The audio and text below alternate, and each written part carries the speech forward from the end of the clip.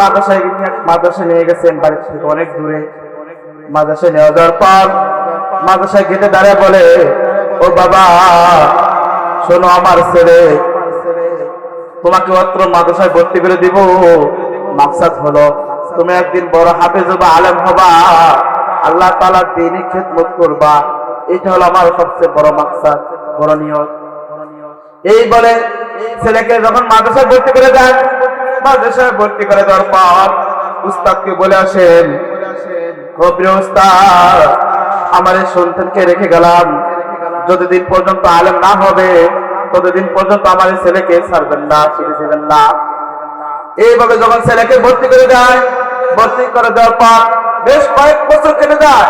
কয়েক বছর কেটে যাওয়ার পর তিনি উস্তাদকে বলতেছেন, হে আমার প্রিয় উস্তাদ, কয়েক বছর হলো আমার মাকে আমি তো দেখি না, মা কখন খোঁজ নিতে পারি না। যদি ছুটি দিতেন, যদি সময় দিতেন, তাহলে আমি মাকে দেখে আসতাম। কিন্তু তিনার মা তো হুজুরকে বলে গেছিলেন, ও প্রিয় উস্তাদ জি, আমার সন্তানকে রেখে গেলাম, সন্তান যতদিন পর্যন্ত আলেম না হবে ততদিন পর্যন্ত ছুটি দিবেন না।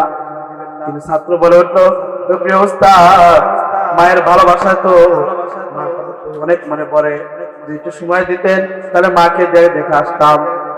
এই বলে উস্তাদ তাকে একটা পড়াশোনার একটা সীমানা দিয়ে দেন, বলে এই সীমানা শেষ করে পর, তাহলে তুমি যদি এই সীমানা পর্যন্ত যাইতে পারো তাহলে তোমার মার সাথে তুমি দেখা করতে পারবা, না হয় পারবে না। এই বলে তিনি সারা 24 ঘন্টায় মেহনত করেন। উস্তাদজি যে পর্যন্ত একটা সীমানা দিয়েছিলেন, সেই সীমানা দেওয়ার পর তার থেকে বেশি তিনি পড়ে ফেলেছেন। পড়ার পর তিনি উস্তাদকে যা বললেন, হে প্রিয় উস্তাদ, আপনি যে পর্যন্ত সীমানা দিয়েছেন আমি তো তার থেকেও বেশি আল্লাহ তাআলার এই কালামকে আমার সিনার মধ্যে আসতে পেরেছি। বলেন না সুবহানাল্লাহ। প্রিয় বন্ধুগণ, এইভাবে জুনায়েদ বস্তমি রহমাতুল্লাহ আলাইহি তিনি উস্তাদকে বলে, তিনার উস্তাদ তাকে ছুটি দেয়। ছুটি দেওয়ার পর বায়েজিদ বস্তমি রহমাতুল্লাহ আলাইহি তিনি মাদ্রাসা থেকে বের হয়ে বাড়ির দিকে রওনা দেন। বাড়ির থেকে মাদ্রাসা থেকে বাড়ি অনেক দূর পর্যন্ত তিনি পায়ে হেঁটে হেঁটে, আমাদের জামানার মতো এরকম গাড়ি ঘোড়া নাই। আমাদের দেখা যায় আমতুল, মাদ্রাসা থেকে বের হলে আমতুল পর্যন্ত গাড়িতে যেতে হয়। কিন্তু আগের জামানায় তো কোনো গাড়ি ঘোড়া ছিল না, হেঁটে হেঁটে সফর করতে হতো। বায়েজিদ বুস্তামি রহমাতুল্লাহ আলাইহি তিনি হেঁটে হেঁটে বাড়িতে চলে গেছেন। রাত্র হয়ে যায়। রাত্র হয়ে যাওয়ার পর তিনার বাড়িতে যাওয়ার পর তিনার বাড়িতে যখন টক টক শব্দ করে, যে খেদমত করলে মালিক তুমি খুশি হবা, সেই খেদমত আমার প্রয়োজন, ও মালিক তুমি আমাকে নিয়ে যাও। এইভাবে আল্লাহ তাআলার কাছে তিনি কান্নাকাটি করেন, শুকরিয়াতে নামাজ পড়েন। নামাজ পড়ার পর একদিক দিয়ে কালেমা পড়েন, আর একদিক দিয়ে মৃত্যুবরণ করেন। ও মসজিদ চলার মা বোনেরা, এই জন্য আপনাদেরকে উদ্দেশ্য করে একটা কথা বলি, আমাদের দিনের মধ্যে তামান্না রাখতে হবে, আমাদের ছেলে সন্তানগুলোকে এমন ভাবে তৈরি করতে হবে যে এরকম ছেলেকে মাদ্রাসায় ভর্তি করে দিব, উস্তাদদের দিকে এই কথা বলে আসবো, ও প্রিয় উস্তাদ, আমার ছেলেকে রেখে গেলাম, আমার ছেলে যতদিন পর্যন্ত হাফেজ না হবে ততদিন পর্যন্ত ছাড়বেন না। এইভাবে আমাদেরকে নিয়ত মাকসাদ করতে হবে।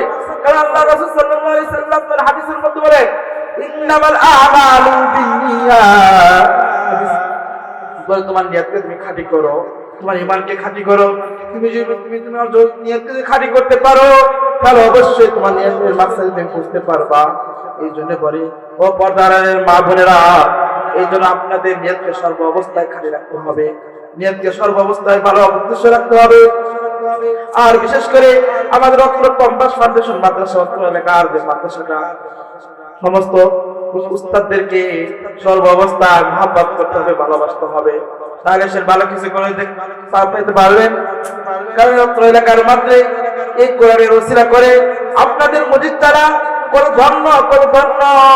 বিশেষ করে আমাদের এমডি স্যারের জন্য দোয়া করতে হবে, আল্লাহ তাআলা তার মনকে যেন আরো বড় উদারতা বানিয়ে দেয়, আল্লাহ তাআলা তাকে যেন সুস্থতা নিয়ামত বানিয়ে দেন।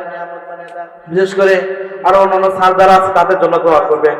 বিশেষ করে আমাদের অত্র কম্পাস ফাউন্ডেশনের যে আজকে পরিচালক মুফতি মাহফুজুর রহমান সাহেব হুজুর, তিনার জন্য খাস করে দোয়া করবেন যেন আল্লাহ তাআলা তাকে সর্ব অবস্থায় সুস্থতার নিয়ামত দান করেন। তিনি যেন অত্র মাদ্রাসাকে আরো যেন বড় আকারে যেন তৈরি করতে পারেন। বিশেষ করে আমাদের বড় হুজুর হাফেজ মোহাম্মদ জাহিদুল ইসলাম সাহেবের জন্য সর্ব অবস্থায় তিনার জন্য দোয়া করবেন যেন তাদের এই মেহনতকে যেন আল্লাহ তাআলা যেন কবুল করে নেন। সকলে বলে আমিন। আমার এই বলে সংক্ষিপ্ত আলোচনা এখানে শেষ করছি। ওয়া আলাইনা ইল্লাল বালাগ। আসসালামু আলাইকুম ওয়া রাহমাতুল্লাহি ওয়া বারাকাতুহু।